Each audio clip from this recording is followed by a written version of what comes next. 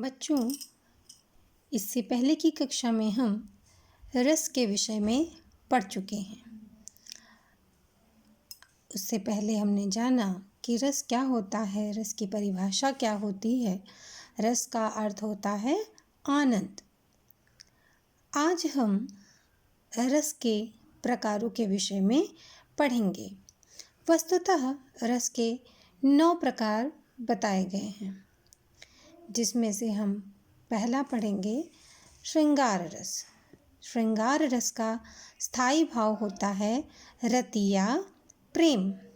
रति या प्रेम, प्रेम से ही हम समझ जाते हैं कि यहाँ पर प्रेम के विषय में बात की जा रही है। श्रृंगार रस का नाम आते ही हमें यह पता चल जाता है कि यहाँ पर प्रेमियों के विषय में, प्रेमी प्रेमिका, पति पत्नी, नायक नायिका आदि के विषय में बात हो रही है।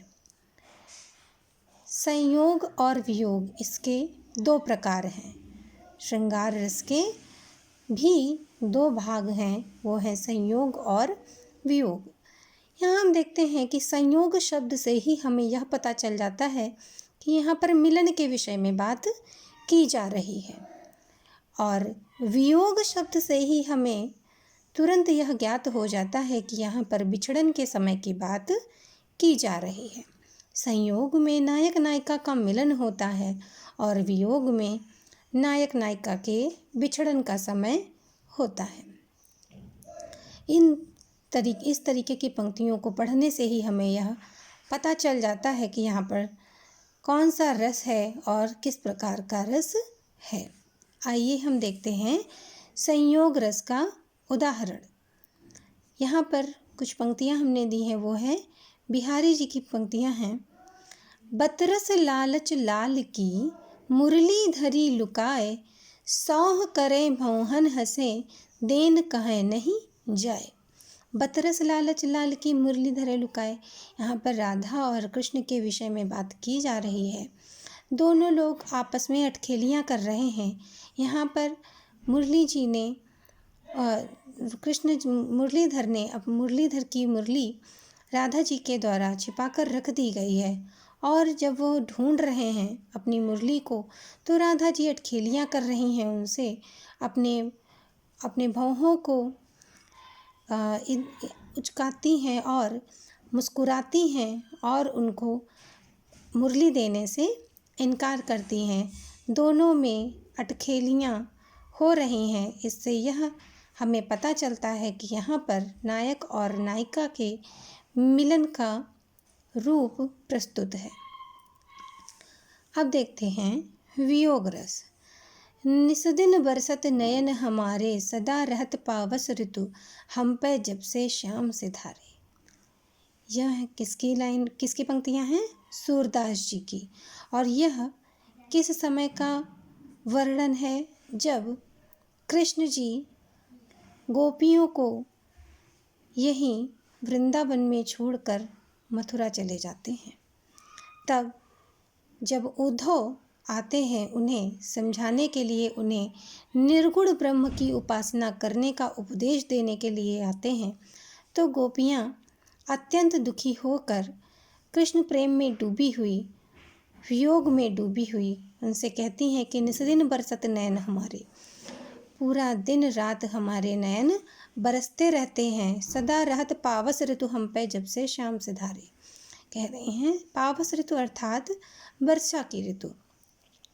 जब से कृष्ण यहाँ से गए हैं तब से हमें सदा वर्षा ऋतु ही घेरे रहती है, अर्थात हमारे नयनों से निरंतर अश्रुओं की वर्षा होती रहती है।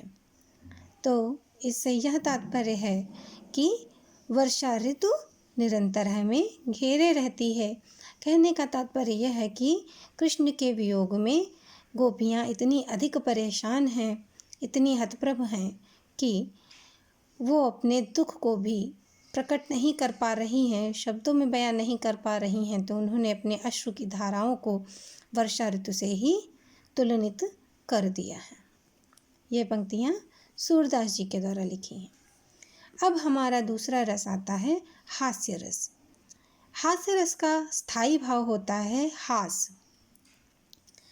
हास्य रस के शब्द से ही पता चल जाता है कि जहाँ पर हंसी का माहौल हो, जिस पद को पढ़ने से हमें हंसी आ जाए, खिलखिलाहट आ जाए, हमारे अधरों पर मुस्कुराहट आ जाए, वह कहलाता है हास्य रस। उसका स्थायी भाव है हास।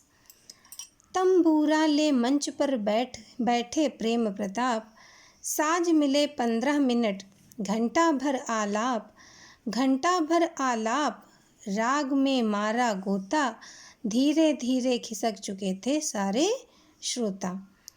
इस पद को पढ़ने के पश्चात ही हमें यह पता चल जाता है कि यहाँ पर किसी का मजाक उड़ाया जा रहा है। तंबूरा ले मंच पर बैठे प्रेम प्रताप जी तंबूरा लेकर मंच पर बैठे हुए हैं। साज मिले 15 मिनट, घंटा भर आलाप। 15 मिनट का साज मिलता है और वो 1 घंटे तक आलाप लेते रहते हैं।